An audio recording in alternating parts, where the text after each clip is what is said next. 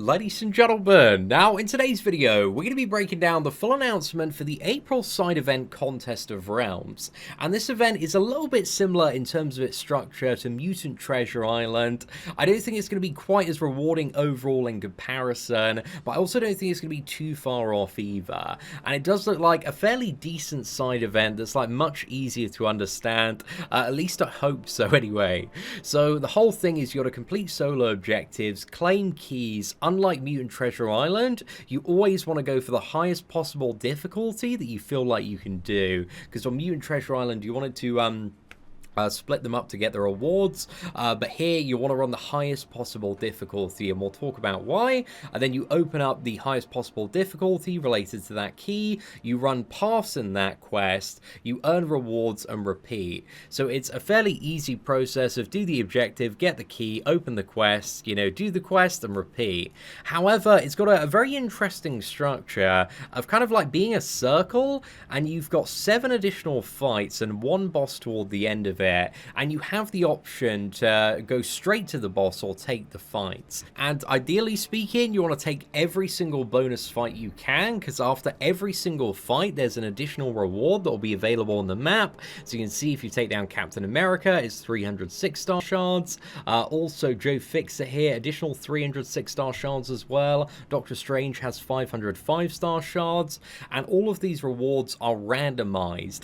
And the same reward can appear multiple times, so if you're very lucky you might open it one day and like every single additional node is like 6 Star Shards if you're super lucky, but if you got 5 Star Shards and all 7 of the nodes as well, then just for doing all of those fights in a row plus the boss, that'd be 3,505 Star Shards. So if you get super lucky in this event, because again, it's going to be heavily randomized in terms of what you're getting on these nodes, it could be really good. But also, on top of getting these randomized rewards daily, you're also going to be working toward various objectives, and these objectives are really simple, man. They're just to win fights in various difficulties, and if you're doing the highest possible difficulty, it covers the objective criteria for all of the lower ones. So you'll see that for epic difficulty, it's win 100 fights on epic or greater difficulty. So if you're doing the legendary, you also meet the criteria for epic there, which is really nice.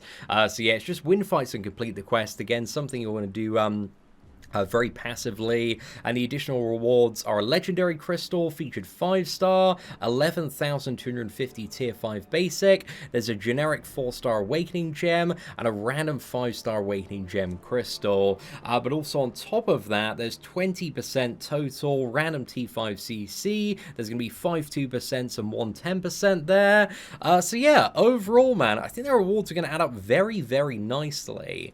Now, to look at the, the paths and the drop rate, if we have a look first at legendary here, again, there's going to be like 7 rolls done every time you enter a quest to see exactly what you're going to get out of it.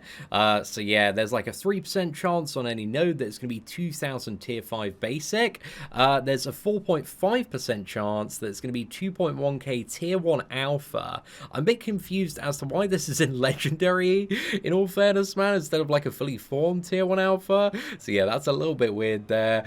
We also have 1 5-star 6-stone crystal, 300 6-star hero crystal shards. There's 7,200 tier 4 basic callus fragments, 7,200 T4CC fragments. There's also 1 5-star signature stone crystal. I did a little bit of a double take on this one, so you've got like a 6% chance at a generic and a 12.5% chance at a crystal, so a randomized one there. There's also 2,100 tier 2 alpha fragments, a 14% chance at 500 5-star hero crystal shards, and also 15% chance at 50,000 gold. So yeah, on average, like pretty much every single day you should see some 5-star shards knocked about there, and most days there should be 6-star shards as well. But again, if you do get very lucky with this event, you might see like multiple 5-star and 6-star shards in the quest as well. But again, it's going to be very random what you get depending on the rewards, and they're going to reset either every time you kill the boss and have like a new entry on the quest, or daily. So yeah, those are the two criteria for kind of refreshing the rewards there. So yeah, on epic difficulty, again, if you can't quite do legendary, there's going to be what is it, tier 1 alpha catalyst fragments, 700 of those, 450 tier 5 basic, 75 6-star hero crystal shards, a single 5-star 6 stone crystal. There's going to be 7.2k tier 4 basic and T4 CC, 300 5-star crystal shards, 1,300 tier 2 alpha, and 25,000 gold. So yeah, epic's not too bad considering the difficulty has been much easier, kind of akin to the older master level there. But yeah, it depends like how many 5-star shards you get, because if it's like a fair bit easier, man, might be really nice for progressing players for picking up a big old stack of those. But yeah, it depends on the drops. Again, it's going to be very RNG based. There are going to be people like day one that open this thing up and see like, you know, 350,000 gold, and there are going to be people that open this up day one and see like, you know, 3,500 5-star shards. So I think opinions on this event are going to vary quite significantly depending on your luck and RNG when it comes to actually what you see as the 7 potential bonus rewards. But again, you want to do as many fights as you possibly can, because the criteria for the 11,250 tier 5 basic is 125 fights done throughout the event, which means on average every single day you need to take like 4 additional fights. However, ideally speaking, every single day you do want to be prepared to jump in and take all 7 bonus fights so you can get all the bonus rewards and also the final boss as well. So that's 8 fights every single day there. And also bear in mind as well, you can only have 3 characters in this quest, so you are limited in terms of what you bring. However, the characters and defenders, they all seem pretty easy for the most part. I think the only question marks are Silver Centurion and also Jabari Panther, because every single node has like a randomized pool of 4 characters that could be on that node. So yeah, Silver Centurion and Jabari Panther could be the final boss potentially, but if it's not them, it's going to be Storm Pyramid X or Sorcerer Supreme. And on Legendary, you've got Heal or Hide, Juke, Special Attack Heal Block, and Vigorous Assault. So basically, it's actually a really simple final node. You just need to like dash back and get away so you get the healing when the Heal or Hide node procs there, so that they're not unblockable and can't wreck you. But I assume if you have like a Nullified Champion, should work fine for that node as well. And also on the Patriot Garrison node, so the first node, it's either going to be Captain America World War II, Captain America, Civil Warrior, or Platinum Paul. Platinum Paul can appear on any of the additional house nodes as well as like the final character. So yeah, we won't say his name anymore and just kind of cover the other 3 options. So Gamma Horde is either Classic Hulk, Joe Fixit, or Red Hulk. Temple of Vishanti is going to be Doctor Strange, Doctor Voodoo, or Scarlet Witch.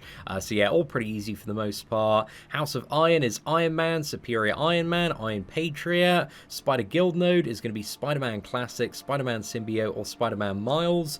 There is Sprine Mixmaster, but I don't believe there's anything on the Spider Guild node because this one again, maybe looks the most tricky in terms of defenders, that like allows you to not stun them. So yeah, I think you just like parry 3 combo with pretty much any champion, man, so it should be fine. They've got like, again, Mixmaster, Spry, Bulk Up, and also while they're down, so each time the attacker is inflicted with a non-damaging debuff, the defender gains a Fury buff, granting 100% attack rating for 6 seconds, and it doesn't stack multiple times. So yeah, parry 3 combo, you should be fine against the Spider Guild there.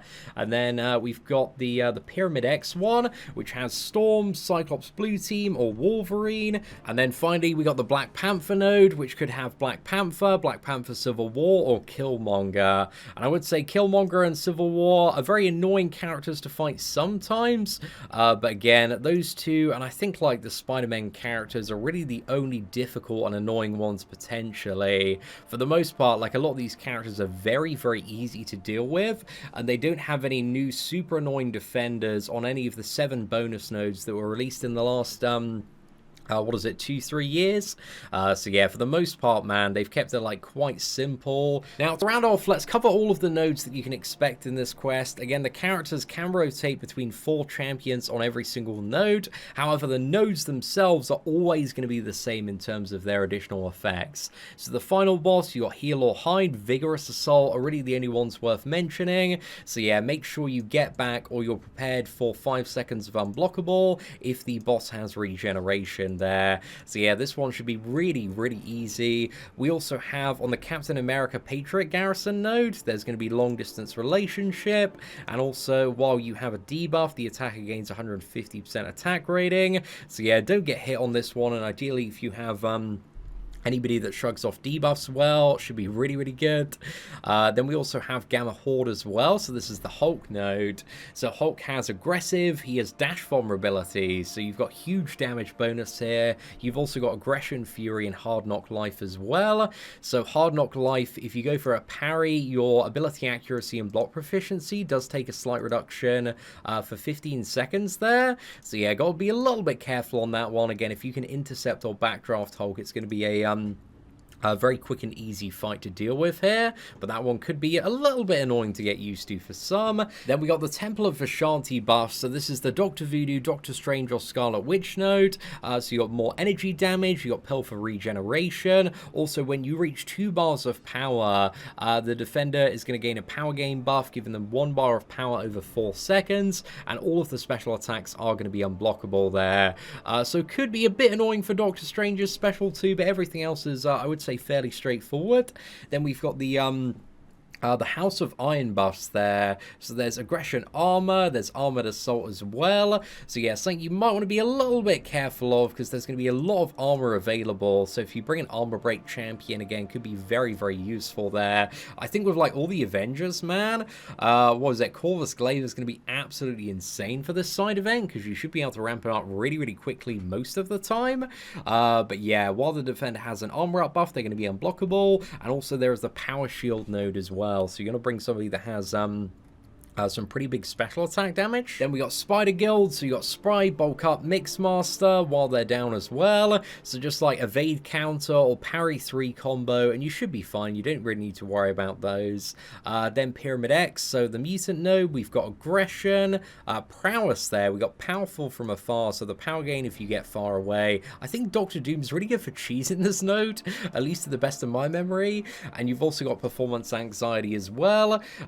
So yeah, you need to, wait 15 seconds between special attacks for this one, but there is also micro reflect on this node as well, so this could be very, very annoying for certain champions. I think Archangel is probably going to be really, really good for this quest as well, because a lot of the characters don't really have immunity to bleed or poison. I think it's just like Civil Warrior and the Hulks that really counter Archangel. But yeah, like even Archangel like works against the Hulks as well, but you can't poison them.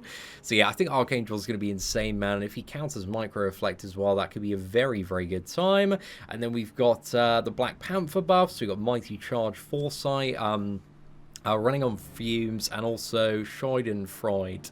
So each time the attacker is inflicted with any debuff, the defender gains a fury buff, granting 120% attack rating for 6 seconds. So yeah, I don't really think there's anything to worry about here, but if you can intercept Black Panther, and again, this is only Mighty Charge 1, so there shouldn't be the Unstoppable, you gain Foresight, so you gain the 200% attack rating bonus.